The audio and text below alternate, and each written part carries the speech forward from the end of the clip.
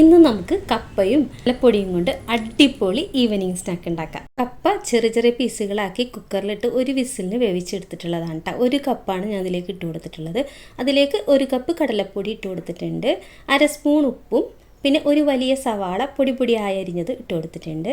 3 പച്ചമുളക് ചെറിയ ചെറിയ പീസുകളാക്കി കട്ട് ചെയ്തതും 2 വെളുത്തുള്ളി അരിഞ്ഞതും ഒരു കുഞ്ഞു കഷ്ണം ഇഞ്ചിയും അരിഞ്ഞത് ഇട്ട് കൊടുത്തിട്ടുണ്ട്. പിന്നെ ഇതിലേക്ക് മല്ലിച്ചീരയാണ് ഇട്ട് കൊടുക്കുന്നത്. കുറച്ചധികം ഇട്ട് കൊടുത്തോളൂ കേട്ടോ.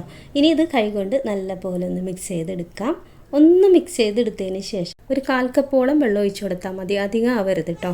എന്നിട്ട് ഇത് കൈകൊണ്ട് നല്ലപോലെ ഒന്ന് മിക്സ് ചെയ്തെടുക്കണം. അപ്പോൾ ഇത് നല്ലപോലെ മിക്സ് ചെയ്തെടുത്തിട്ടുണ്ട്. ഇനി ചൂടായ എണ്ണയിലേക്ക് നമുക്കിത് കുറച്ച് കോരിയിട്ടിട്ട് പൊരിച്ചെടുക്കാം.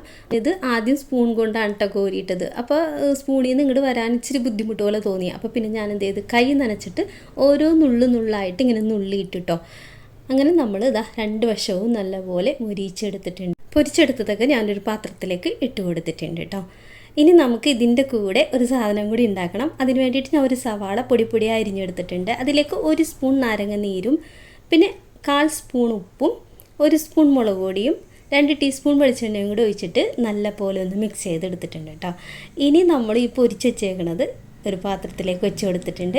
അതിൻ്റെ സൈഡിൽ നമ്മൾ റെഡിയാക്കിയിട്ടുള്ള ഈ സവാള മുളകിട്ടത് അതും കൂടി ഇതിലേക്ക് വെച്ച് കൊടുത്തിട്ട് നമ്മൾ ഇതിൽ നിന്ന് ഓരോന്നും എടുത്തിട്ട് ഇതുപോലെ ഒന്ന് മുക്കിയിട്ട് കഴിച്ച് നോക്കുക. അടിപൊളി ടേസ്റ്റാണ് കേട്ടോ. അപ്പോൾ ഇതിൻ്റെ കൂടെ ഈ സവാള മുളകിട്ടതും കൂടി ആണെങ്കിൽ അടിപൊളിയാണ്. എല്ലാവരും ഒന്ന് ഉണ്ടാക്കി നോക്കുക.